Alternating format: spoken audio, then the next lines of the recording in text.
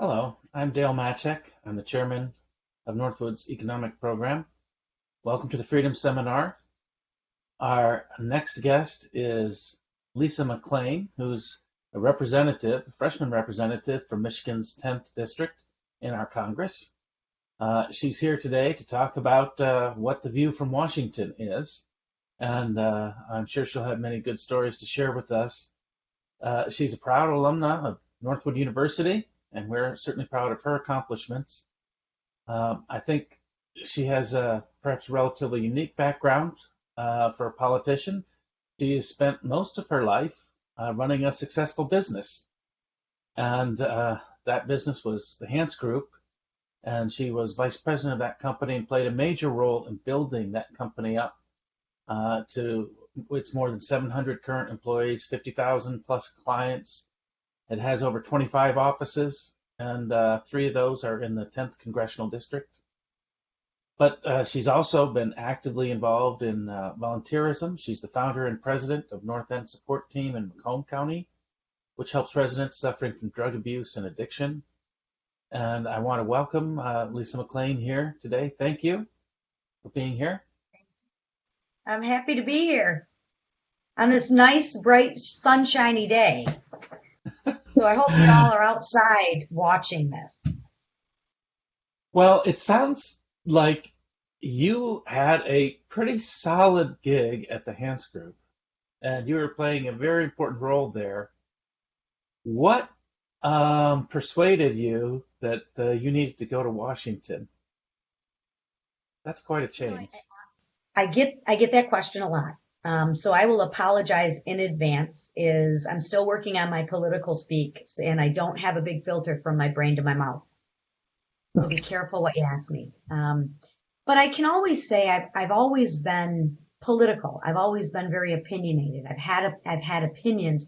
I've never been necessarily political as it pertains to in the Republican Party. And that was mainly because I was raising my family and had a business and really didn't think I had time.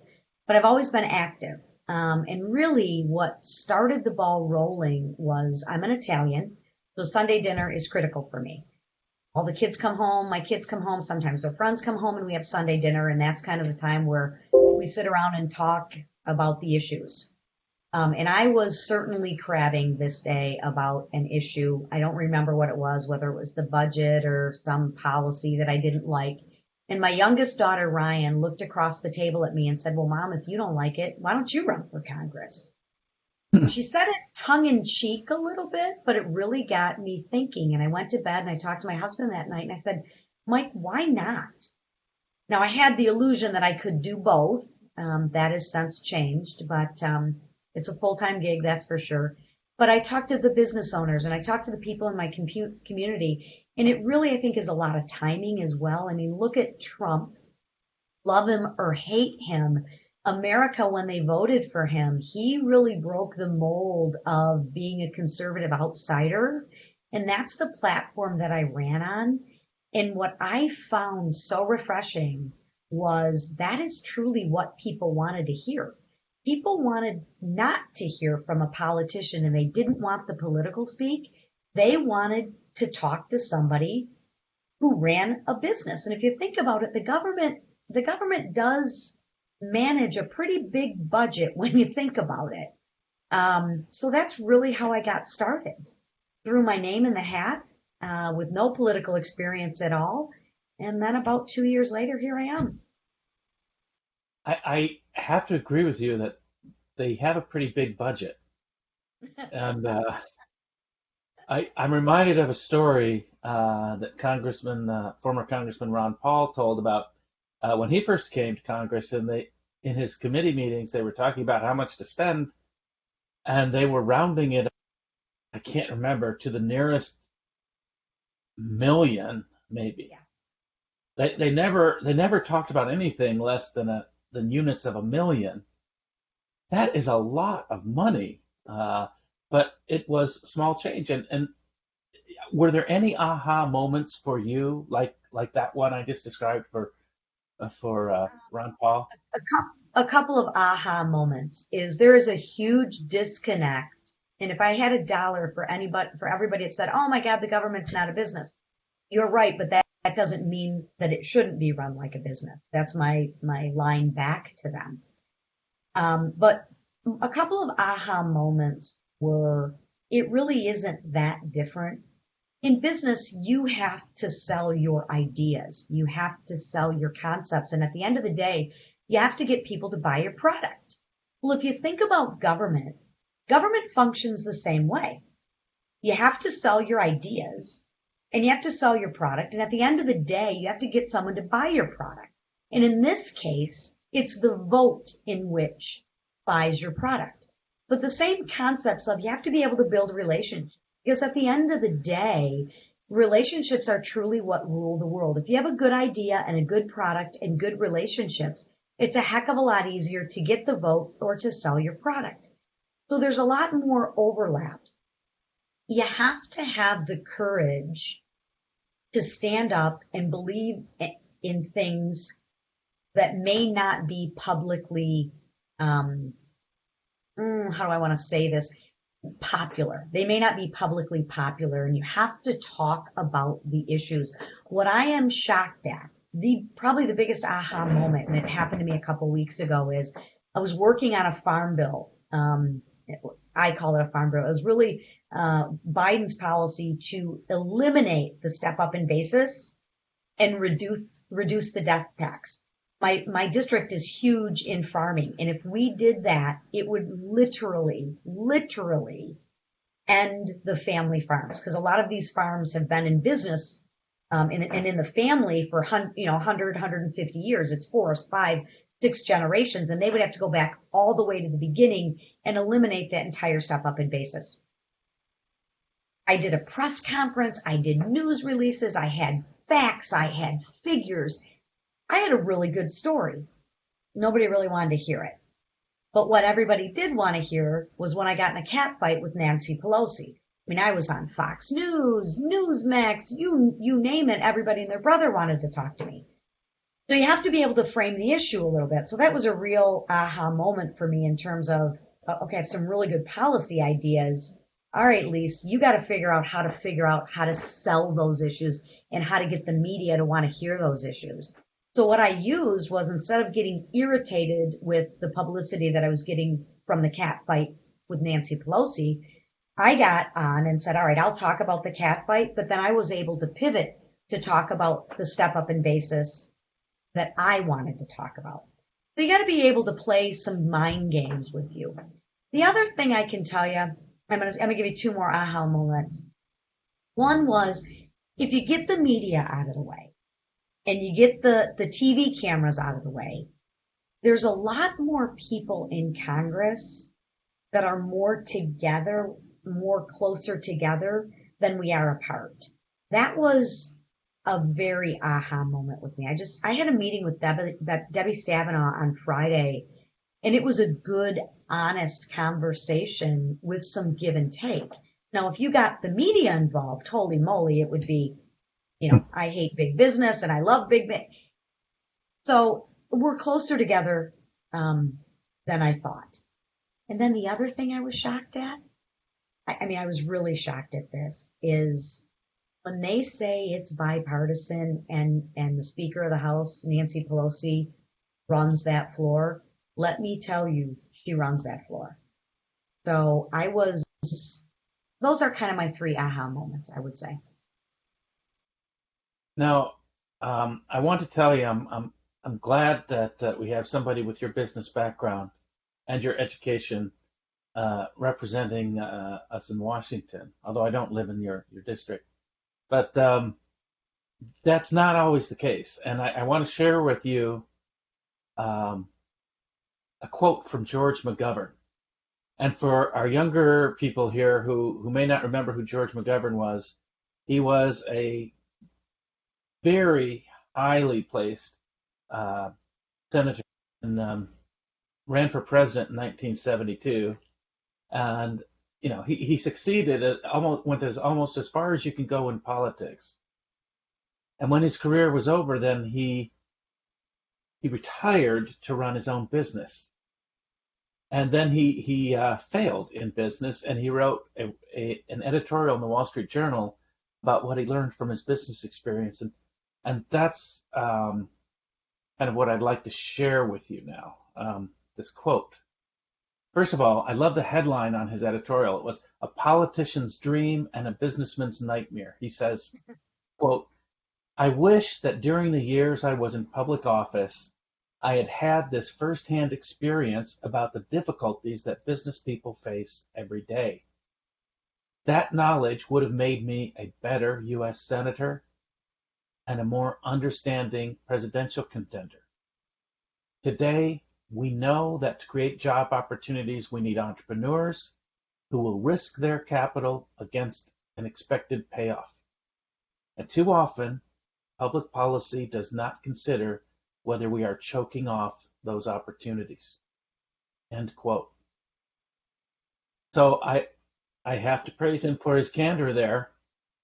You're obviously doing this in the reverse order. You're running a successful business first. And so I want to know, from your perspective, how is our public policy with respect to business? What are the things that we need to be doing differently? What are the things maybe that we need to stop doing? What are the things that you're going to be fighting for with your experience in this area? So let's take those in pieces. You'd asked me earlier why I ran, and a big reason why I ran was I truly think this country is at a crossroads in terms of our economic systems that we have. Let's remember, we live, I think, in the greatest country in the entire world.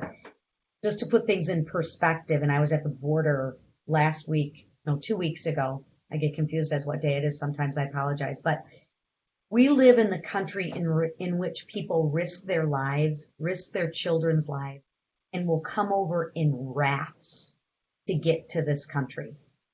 And they get to this country and they want to get to this country because of our ideas, because of our freedoms, because of our values, private property, rule of law, right? These are, individualism, capitalism system. The rule of law, is a good concept, not perfect. And we need to strive, although we want to be perfect, we need to strive for perfect, but we need to celebrate progress. And we never celebrate our progress. We constantly look at what is wrong. And if we can see it from somebody else's point of view for a moment, as I'm out and about, I hear more from the immigrants that have immigrated to our country. It's almost as if though they value this country more than some of us value it. And it's really scary. So part of the reason I got into politics was, and this is going to sound cliche, but I'm going to talk about it for a minute because I think it's really important. I ask everybody, what's the number one job of a politician? I get crazy answers. And I say, I'm going to let you in on a secret. It's to get reelected. Nobody wants to say that because, oh my God, you can't say that. But that's true. And half the politicians won't vote their conscience because they're worried about getting reelected. The beauty of being in business and truly having freedom, I live debt free, and being debt free enables me a lot of freedoms. I don't need the job. So I can go out in the public sector and replace my income. I don't know that a lot of my colleagues can do that. They need the job. So I have a little bit different freedoms, I would say, self-given, but I have a little bit of freedoms than some of my other colleagues. But I went because I want a better America for my children and my grandchildren. And what we're doing, we are moving so far away from it right now. I mean, just look at the policies we're talking about. And I know you heard about them earlier. Defunding the police. Can someone logically tell me how that makes sense? But if anybody watched Biden's speech, I think he made a couple blunders. One, but he talked about every man and woman who wears the uniform wears it with honor. That's great. I believe that. Then in the next breath, he talks about systematic racism. How can you have systematic racism if the majority of the people in uniform wear it honorably? Right? It's silly. It's silly. You know, he talked about we the people is the government. No, we the people are we the people, are the individual. He got that confused. And then he talked about how robust an economy we had. I mean, we listened to that. Robust economy. Well, if we have a robust economy, why in God's name are we spending trillions and spending stimulus and doing more unemployment when we have such a robust economy? We've detached cause and effect. So I got into Congress really to be a voice and to be able to talk about a lot of the ideas in which I learned from people like Dr. Nash, who from Northwood University, because we have to have a voice. See, I think where the Republicans and some of the politicians have made a mistake, but we can use this to our advantage. What gets all the media attention? All the craziness. So you got to have a sexy story. You got to have something flashy, something shiny. All right, well, us Republicans, we're not really good at that. We're kind of boring.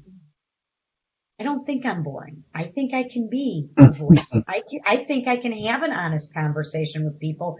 And if you ask me a question, I can tell you exactly what's on my mind. I think the youth and people want to hear that. I think that's why Trump, love him or hate him, had such a following. So I really want to get back to those traditional American values. And I'm babbling now, so I can't remember what the other questions were you asked me. Well, yeah, I wondered if there were specific things, now it may be related to your own experience in business, but not necessarily, but things, particular policies that government can do or stop doing in order to promote economic opportunity, upward mobility. We've been speaking during the seminar about the American dream, and that starts with a couple of fundamentals: good education, employment, right? These are areas that government's heavily involved in.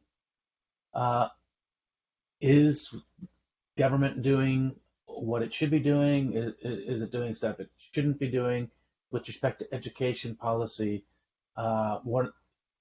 With respect to its poverty policies? Well, let me answer that.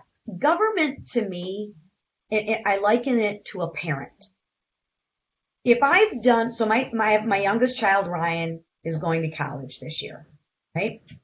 If I've done my job as a parent, I really don't need to go to college with her. I don't need to micromanage her.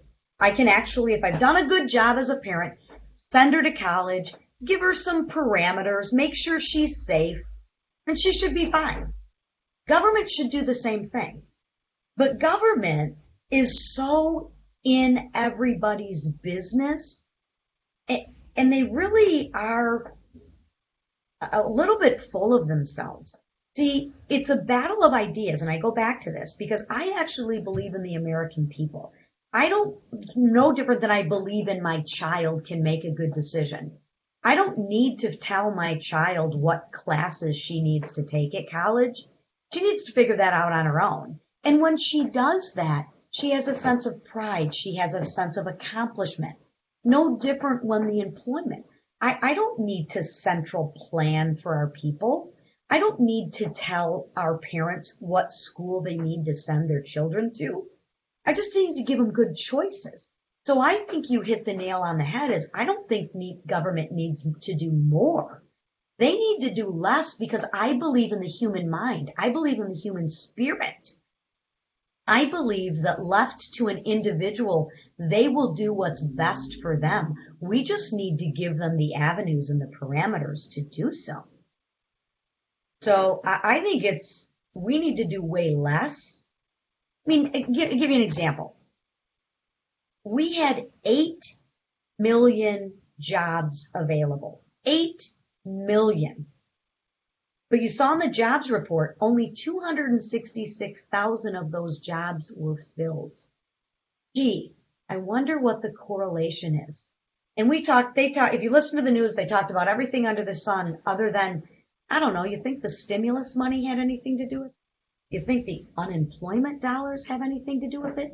When we are incenting people not to work, they're going to respond. So to me, if I'm going to give my child an A, whether they go to class, don't go to class, do their homework, don't do their homework, why would they do their homework? Why would they go to class? Just give me the A, man. Just give me the money.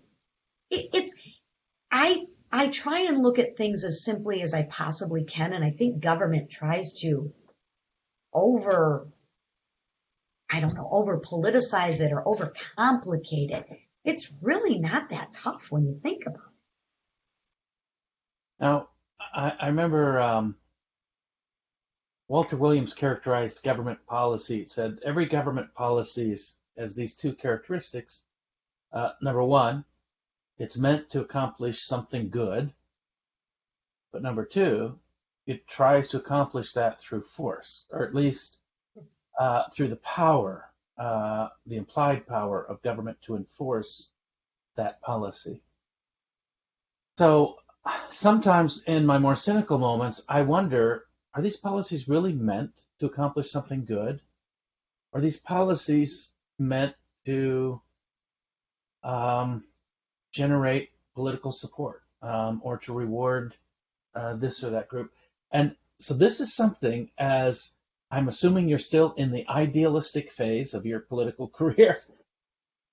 Can you assure us that, yes, in fact, even bad policies are put forward by people with good intentions? Or is our political system itself broken? I think our political system, I think it's more broken than not. Let me explain that to you. I think our biggest problem right now is he who controls the narrative wins. And we have two people controlling the narrative. You have the media, which I don't care what side you want to be on. If you're going to be an editor, be an editor. If you're going to be a business, be a business. But you can't have government protection. You can't have it both ways, right? I think that's a big problem. But the other area of the media that controls the narrative is education. And last I checked, it was our educators' job to teach people how to think and not what to think. So I think a big problem is all these universities have federally funded dollars, right? A lot of them do. And I think if you're going to federally fund the dollars, I think you need to teach both sides of the coin, history, because it is what it is. And if you're a good educator, you can teach the positive of an action and the negative of an action. But then you're supposed to give the children the tools to think. But we let people like the Confucius Institute come in and we actually provide them funding for that. That stuff's got to stop. But the problem is the average American doesn't know that. And the problem is those things get pushed underneath. And people really don't understand how government works. And I'll say, starting with me, and I got a real eye-opener the last 4 months on how government works. But we have to stay the course, and we have to continue to be a voice. But at the end of the day, as much as I didn't want to believe this, it's money that makes the world go round. And that's playing out right now with our school systems, right? There's no reason whatsoever that our children should not be back in school full time. The data, the science shows it. Except for there's one group that's fighting against that, the teachers union. And they're pretty doggone powerful, and they have a heck of a lot of money, and they have a heck of a lot of power. And you know what? If I want to win my seat, and the teachers union's heavy in my school, do I really want to go out against them? We got to get a backbone. We got to get some of our values back, or we are going to lose this country. Listen, I believe in human nature and we all do what's in our best interest. I believe that. I believe some of us just have different goals. And I think we have to ask ourselves, what is the real goal? And then work towards achieving that versus what are our sub goals, right? So my goal isn't to get my daughter to go to college. My goal for my daughter is to be able to be a productive member of society. That's the ultimate goal. Going to college is a sub goal. But so many people focus on these sub goals, and that's the problem with government. Is I'm afraid if I go against the teachers union, I'm not going to get reelected, so I got to stay silent on it. Even though who's supposed to represent the students? Okay, so you haven't reassured me then. As a citizen, well, I'm grateful for it. But then it occurs to me that in order to change or to reform a system like that, it's not enough to send idealistic people to Washington. The voters themselves have to be willing to reward that kind of idealistic behavior.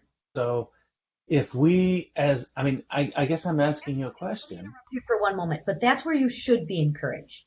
Because more people voted in that last presidential election that we had than anybody. That's encouraging. If you see the movement, again, right or wrong, love him or hate him, if you see the movement, especially from the grassroots level, it's moving. We're getting more people involved, more people excited, more people are participating. I mean, the grassroots, look, good or bad, it's happening. That is extremely encouraging to me. I take your point, but maybe one of the reasons so many people voted is because we're so polarized. Is it possible that we're motivated by the media you mentioned already, the narratives that you mentioned? Voters are being motivated by a sense that the country is at stake and that this election will determine their future, and that the other side wants to. Well, that's good. I mean that. Listen, I want the country to go in a positive direction, but I also have a responsibility as a political leader to have a good enough vision and a positive vision and an inspiring vision that will get people to lead. See, that's where I think the other side is. I think I have a couple premises. Is I believe there's two motivators: fear, positive or negative, fear or accomplishment, right? If you look at the data, fear sells. Oh my God, I want to be protected. And I think the majority of people want to follow.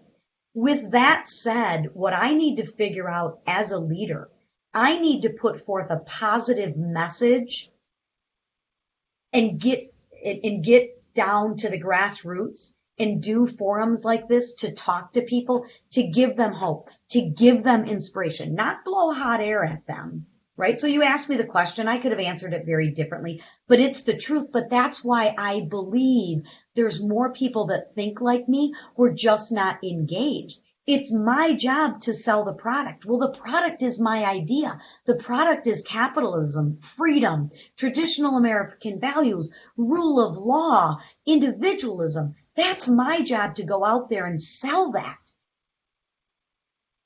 yeah, Not to yell at the other side and bash the other side.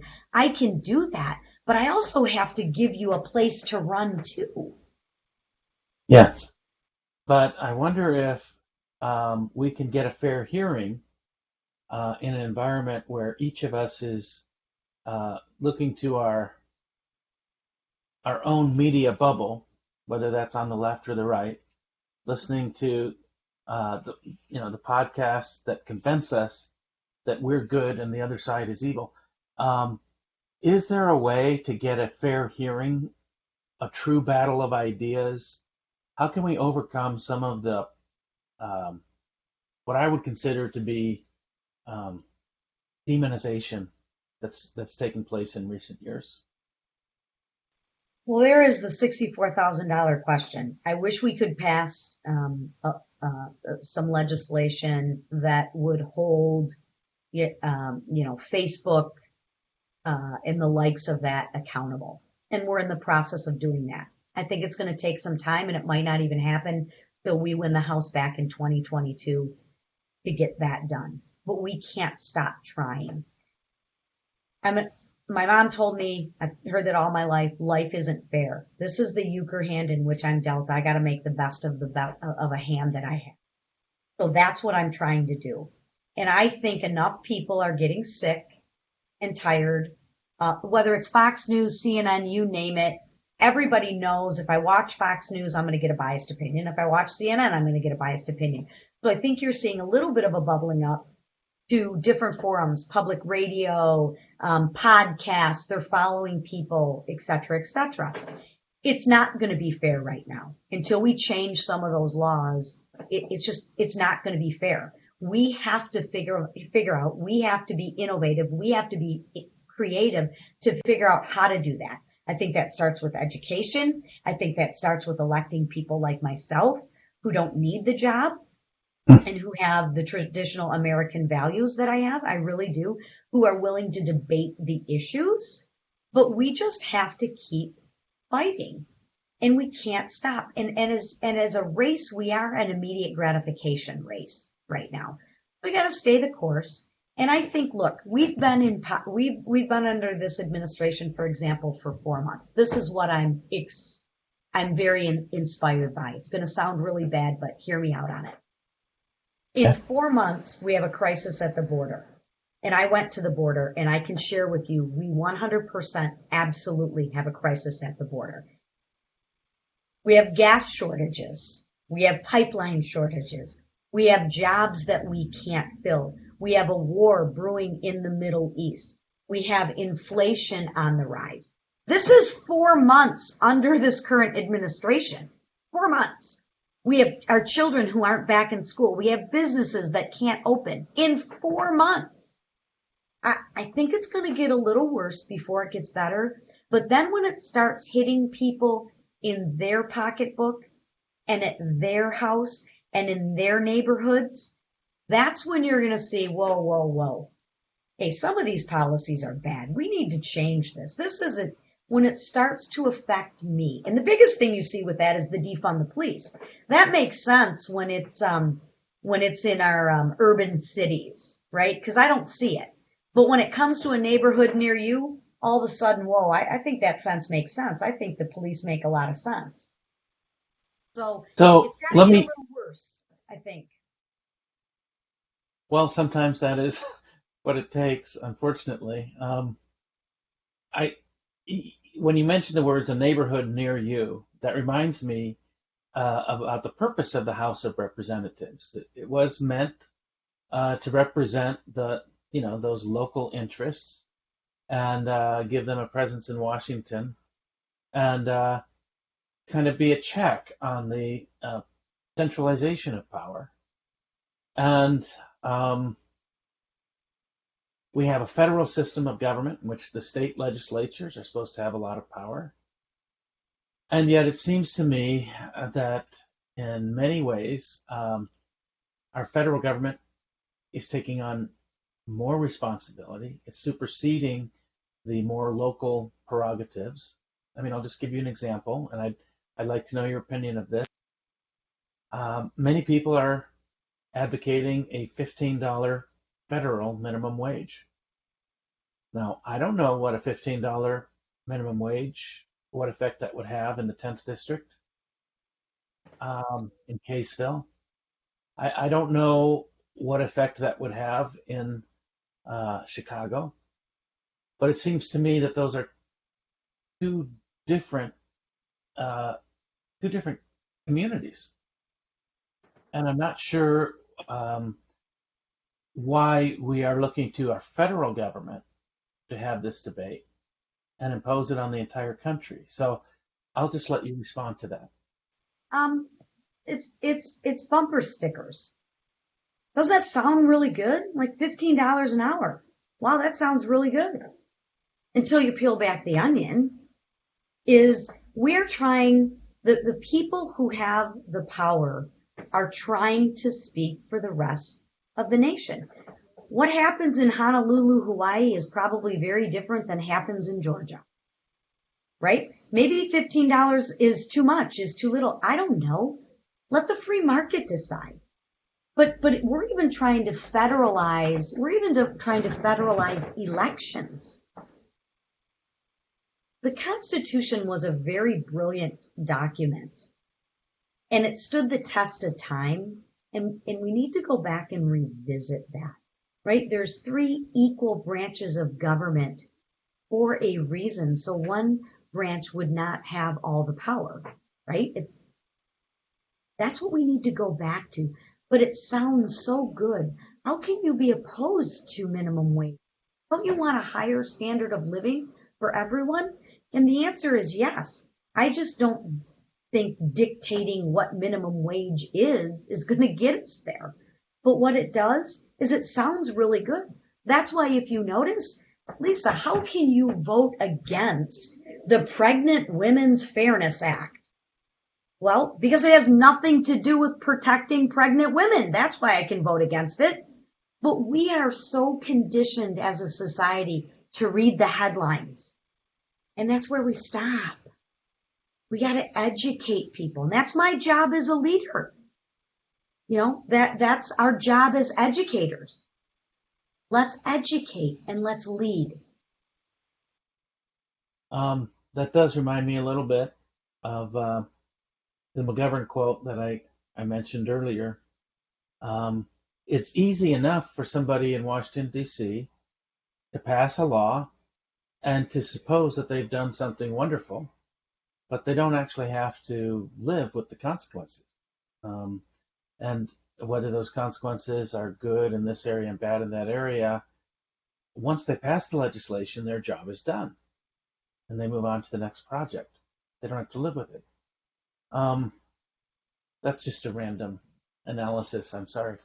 But I guess I want to invite our audience to ask you the questions. I'm going to turn this into a kind of a town hall meeting at this point. Perfect. I want to remind our participants that there is a place for you to put your Q&A on the right-hand side of this of your screen there.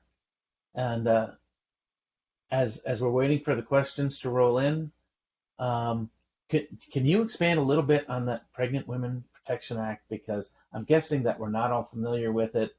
It apparently has been a big deal.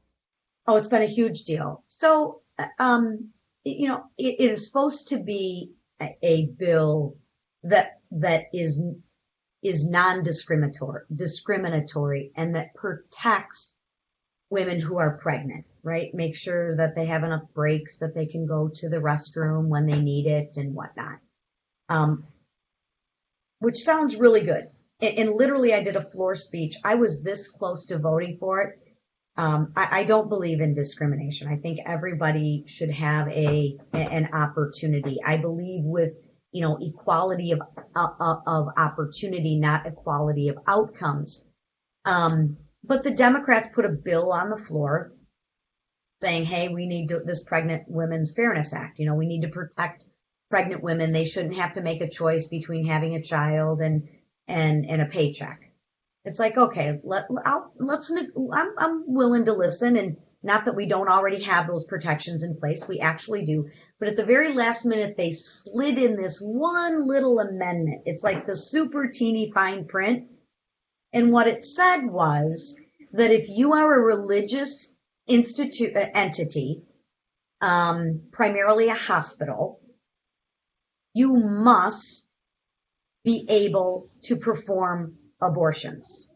So if you believe in abortions or not, right, I'll give you, there's a lot of Catholic hospitals. There's a couple of Catholic hospitals in our state, and they don't perform abortion, and they don't get federal money to perform those abortions because they don't perform them. But what they said is if under this law, if you were a Catholic hospital and your religious freedoms did not allow you, they said, I don't believe in abortion, so I don't want to perform abortions. Under this law, you would be obligated and forced to perform an abortion that goes against your religious beliefs. Now, they threw that in at the last minute in the fine print. Like, did you really think nobody was going to figure that out? I mean, wasn't this country founded on some religious freedoms? And that's the kind of stuff that we need to stop doing as politicians, is let's just deal with the bill. So I voted no on it. If they would have left that out, I'd have voted yes. Okay. You have mentioned the Constitution was a brilliant document. It seems to me that the Constitution, if it was a brilliant document, it's not actually in government these days. I'm not sure. I know you all take your constitutional oath. I'm not sure what people mean when they take that constitutional oath, what they're actually agreeing to defend and uphold. Because it seems to me that many of the things that the federal government is doing now are not explicitly authorized by the Constitution. And in fact, in many ways, if you interpret the Constitution correctly, I really think they are the prerogative of the states. So I guess I'm going to ask you and put you on the spot. First of all, are you willing to be guided by the Constitution in your votes on what you will agree to and not? I think if you look at my voting record, everyone's going to say yes. I mean, there's not going to be anybody that says no. But I think at some point in time, your actions need to match your words. And if you look at my voting record, I think they followed the Constitution. I mean, I'll give you one that I just voted on, which I got a lot of grief on.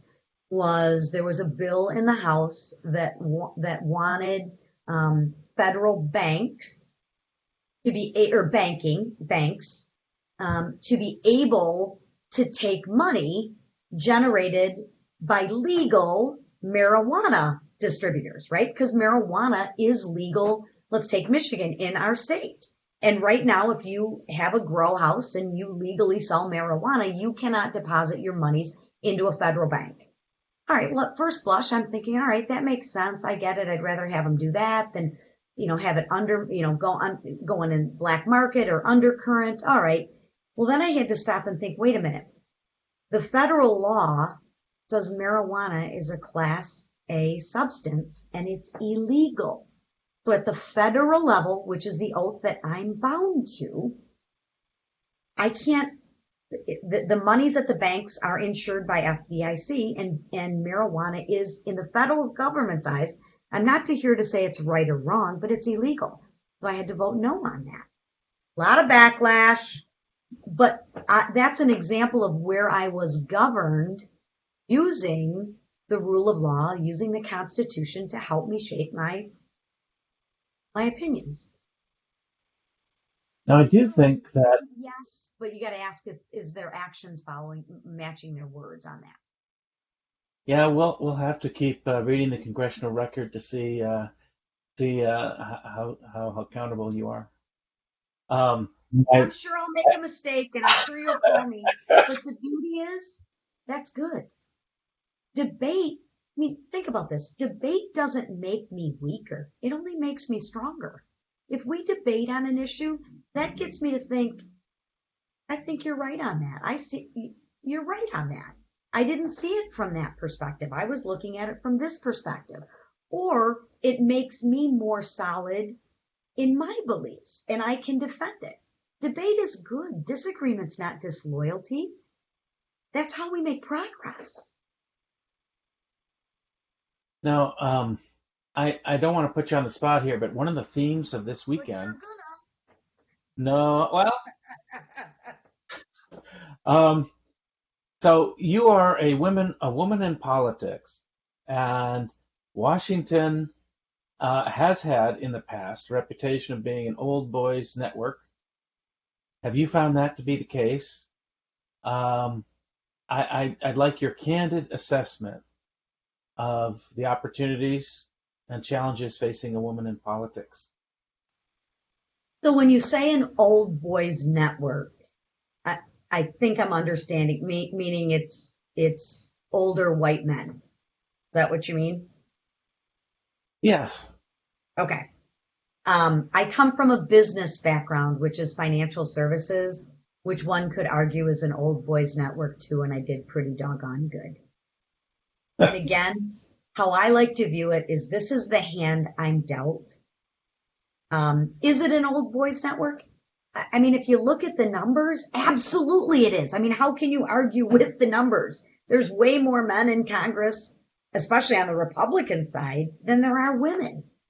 Okay. How do you navigate those waters? And I'll share with you, I've navigated, I think, pretty well.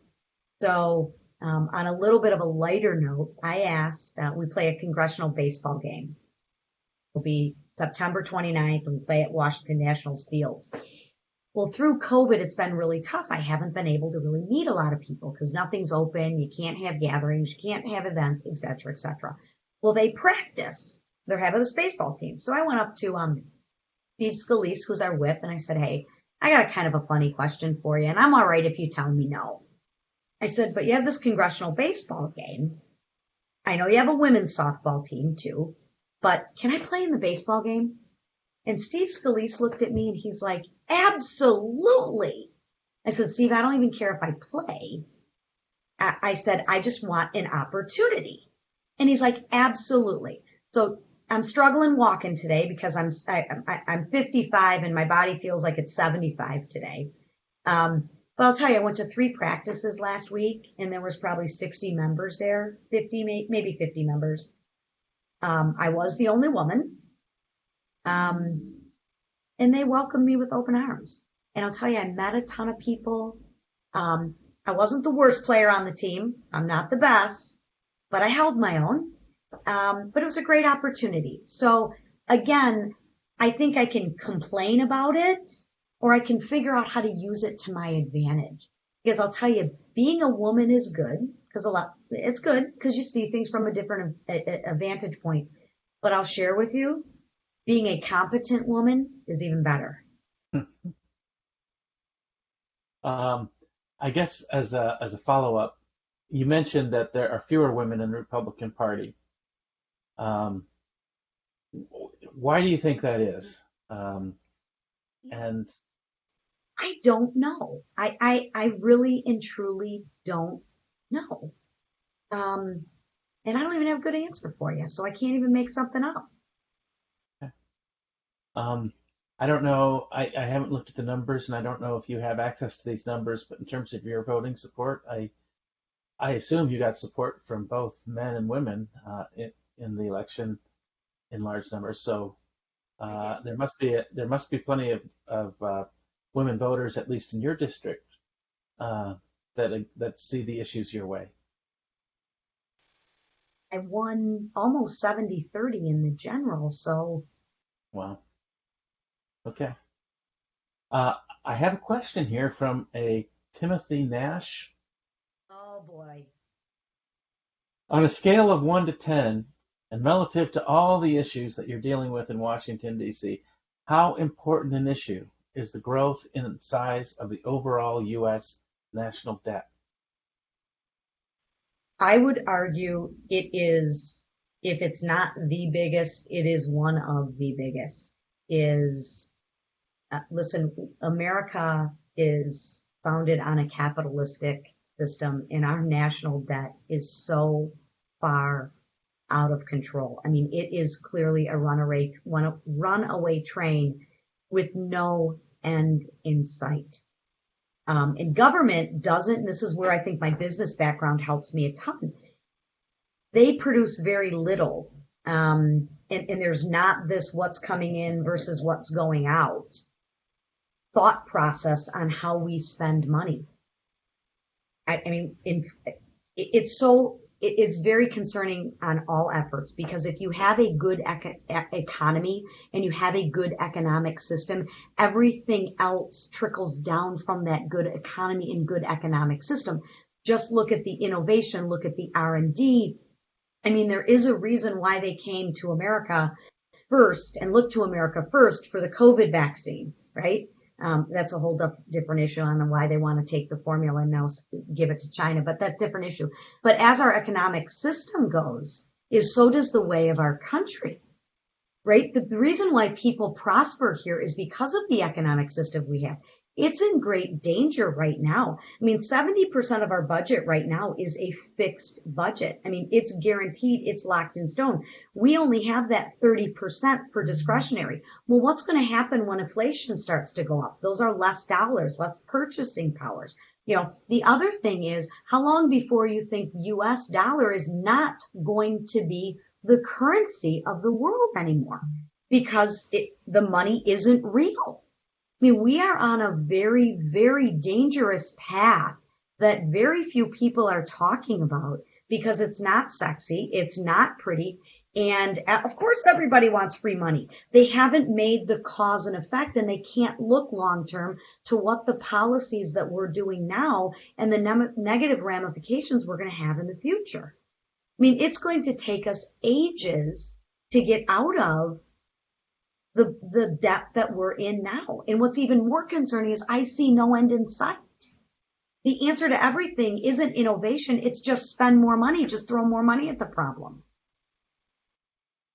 Is there in the freshman class an idea that there needs to be spending control, or are you guys going to be pushing back, or is your freshman class going to be part of the problem? I don't see it as our freshman class as being part of the problem. They're pretty strong-minded. They're pretty strong-willed. I think the bulk of the Republican Party tries to push back. The issue is we're not in the majority. So I think that's why, there's a difference between being a little over budget and being, 10 trillion over budget. Yeah, I know we're both over budget, but there is a huge difference between that. The issue with the Republican Party is we have to get our voices heard. And every bill that the Dems are putting on the floor right now is loaded with debt. And we don't have the majority to stop them. So I think the freshman class is good. I think the Republicans in general are good. We just don't have the numbers to beat them yet. I am encouraged that they all have 22 elections coming up. And I think that if we stay on point and we need to turn up the volume on this, that'll be part of the midterm elections that you'll see. I believe are you on the Armed Services Committee? Yes, sir. I'm on Armed Services and Education and Labor. So we do have a foreign policy question for you. Is the threat from China a relevant topic in Washington, D.C.? I don't know if this is a good thing or a bad thing, but it is an extremely relevant topic, and I can speak for Congress, and I've been in both classified and unclassified briefings. The classified, I've seen stuff and heard stuff that I wish I could unsee and unhear. The threat from China, I can assure you, is real. And the encouraging piece about that is I think actually both sides realize that. At least in Congress, both sides realize that. Well, that's disconcerting. Should be. Are we? Let's just expand on that for 1 minute, because it's threatening in two areas. It's threatening from a defensive perspective, right? With the islands that they're building in the Indo-Pacific region, with the Belt and Roadway initiatives that they're doing, with all of the satellites that they're launching into space. The next war we experience with China, I don't think will be a ground war. They'll shut off our banking systems. They'll shut off our currency. They'll shut off all of our technology. So that's the type of war, in my limited opinion, but what I believe will happen. So you have a defense perspective. But the other thing that is so scary about China is the economic game that they're playing. Is they go in and they buy up these smaller, fragile companies, and they invest in them, and they make promises that they never can fulfill, so to speak. and they make partnerships with these countries that they can't fulfill. And then when the countries can't fulfill their end of the bargain, China says, great, we'll just take over the country. We'll just take over the business. We'll just take everything over. So economically, we should be very concerned, and we should be, in our radar should be up on where China is investing in, because they are investing worldwide. Okay. I know you've got a very important appointment coming up. I want to be very careful with your time. We are speaking to primarily college students here today. And so as, this is an opportunity for you to address them. And they tend to be idealistic, maybe politically active. I don't know. Is there something you'd like to share with them? I want to leave you with a couple things. I'm 55 years old. Still think I have a lot of gas left in my tank. The one regret I have is I wish I would have been more engaged at an earlier age. So I would encourage you to get engaged. This is your country. This is your future. Listen, I'm pretty well set in my life. I'm going to be okay. No matter what happens to our government, what happens to our country, I'm going to be okay.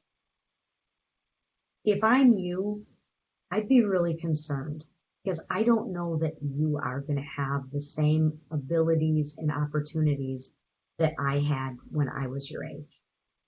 Have to get involved. Well, you don't have to. I would encourage you to get involved.